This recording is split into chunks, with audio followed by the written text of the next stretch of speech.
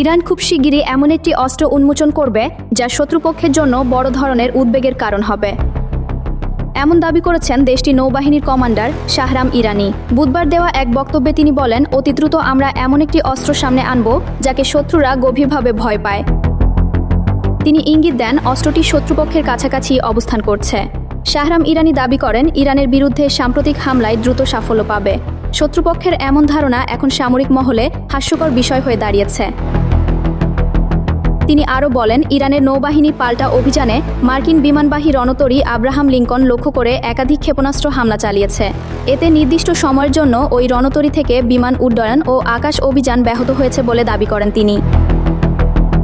ইরানি এই কমান্ডারের ভাষ্য অনুযায়ী গত 28 ফেব্রুয়ারি শুরু হওয়া সংঘাতের পর দেশটির সশস্ত্র বাহিনী যুক্তরাষ্ট্র ও ইসরায়েলের বিভিন্ন গুরুত্বপূর্ণ লক্ষ্যবস্তুতে শতাধিক পাল্টা হামলা চালিয়েছে। তবে এসব দাবির বিষয়ে যুক্তরাষ্ট্র বা ইসরায়েলের পক্ষ থেকে তাৎক্ষণিক কোনো মন্তব্য পাওয়া যায়নি।